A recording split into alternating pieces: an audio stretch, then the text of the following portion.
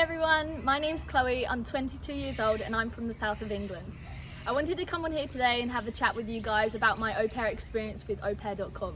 My first au pair experience was in Paris, France. This was from July to November 2020.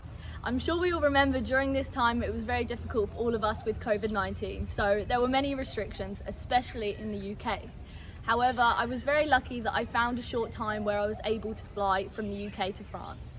I initially decided to become an au pair because it's such a good option to travel on a small budget. The au pair program can basically take you anywhere in the world, and I'd heard a lot of good things about the program, so I thought I may as well try it for myself. Becoming an au pair is such a great opportunity, not only to discover new places, but to meet international people and to learn a new language. It is the best option any young, curious and adventurous person could make. I first created my account on aupair.com in June 2020. After this, the messages started flowing in from host families within a matter of days. I think I received my message from my host family about 5 days after I created my account. Once you put in a lot of detail, the families do really get to see into your personality and who you are and what you like doing. The host family I ended up going with in the end stood out to me for three main reasons. Number one being that they just felt so genuine whenever I would talk to them. I wanted to talk to them longer on the phone, I wanted to be around them, and that's really what you want when you're going to be living with a family 24/7, is just to be comfortable. Number two would be the location of where they lived. It was right in the heart of central Paris. What more could a 21-year-old want, living her dream Parisian life? But I'm pretty sure we were in the 7th arrondissement. Hopefully I got that word right, I never say it right. But it was only about a 10-minute walk to the Arc de Triomphe and a 20-minute walk to the Eiffel Tower. After exchanging messages through the platform aupair.com, me and my host family decided to move the conversation to WhatsApp. This is just so that it was easier to exchange messages and have quicker replies, and to actually video call them. It's so important to video call your family before even deciding to move out there. Whether it be through FaceTime, Skype or WhatsApp, it just gives you a good idea of whether you're a fit for a family, pulling out all the scammers and catfishes, and just making sure that they are legit. Obviously there's a lot to talk about when deciding to move in with a family, so this doesn't actually have to be done in one phone call. In fact, getting to know each other on various phone calls is a better way to know each other so that you can have time in between to process each point.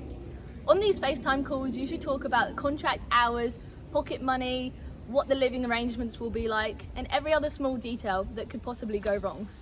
You should also be discussing what your daily schedule will be looking like, because the last thing you want is to be feeling overwhelmed when living abroad away from your family. So you know exactly what they're expecting of you before you get there. If you're looking for more of a long-term au pair placement, you can discuss with your au pair family whether you will have any holidays. This will be nice if you just want to head home and visit family, or even go away for the weekend to discover the country that you're in a little bit more. Asking your host family to meet your host children via video call prior to your visit will be a really good idea. This is just so that you don't feel like a complete stranger in their household.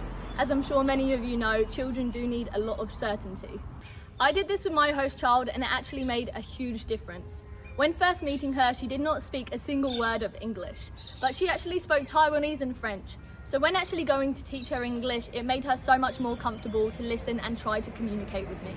I've been working abroad since I was 18 years old, and Paris is by far one of the most intertwining communities for international people working abroad. It is so amazing to be able to just be a message away and have this social media where we can create Facebook forums and meet people in just a click of a button.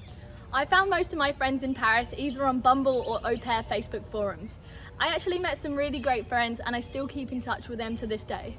So whether you're the biggest introvert or the biggest extrovert like myself, I'm sure there will be someone out there that you can vibe with. So after my time in Paris came to an end, I went back to the UK and spent some time with family. I was very lucky that I actually had Australian citizenship. So since we were in another lockdown, that was the only place I was able to travel to. Now, when moving to Australia, you want to have a little bit of a rough idea of what you're going to do when you get there. Of course, I thought about what I could do, and I'd been an au pair the year before, so I decided to log back onto my aupair.com profile in February 2021. After a little bit of updating, it was back on live and I was flying to Adelaide, Australia by March 2021. It was actually my first time in Australia, even though I am an Australian citizen, so I only wanted a short placement just to see where life would take me. So I went on my au pair placement from March 2021 to June 2021. So when I moved here, it wasn't just as simple as flying from London direct to Adelaide. I had to come to Darwin, Northern Territory to quarantine for 2 weeks in the facility there. It did cost me a lot of money, but my host family was absolutely amazing and actually paid for half of that for me. Now, I'm not sure if you'll look around me, but I've got beautiful surroundings and I am in Darwin, Northern Territory right now. In quarantine, I met my current partner, so after I had my au pair placement, I moved straight up here to Darwin. My second au pair experience was very different from my first experience in Paris.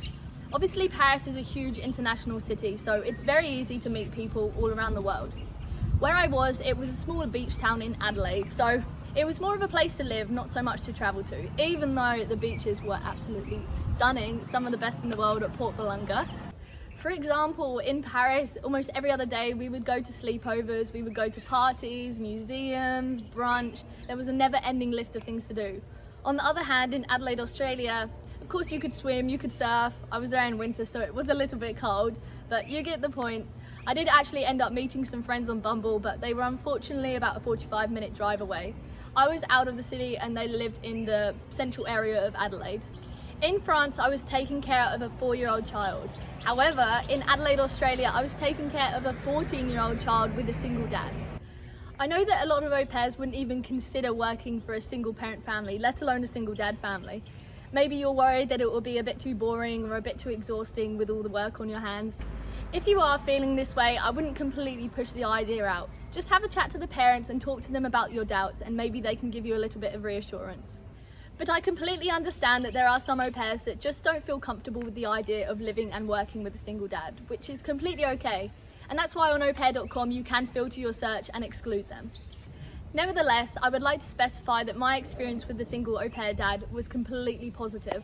He was super lovely, respectful, and we never really crossed paths much since he had his own section of the house. I had my own room and shared a bathroom with the host child. The only time me and the host dad actually spent together was when we were taking the host child out or when she was at school. They actually took me on holiday with them, which was so lovely. I'm not sure if you guys know Australia, but it's a very, very big place. We drove from Adelaide up to Uluru, which took about 15 hours there and 15 hours back. But it was a great opportunity to get the real Australia experience and see the back roads I wouldn't usually see as a traveller.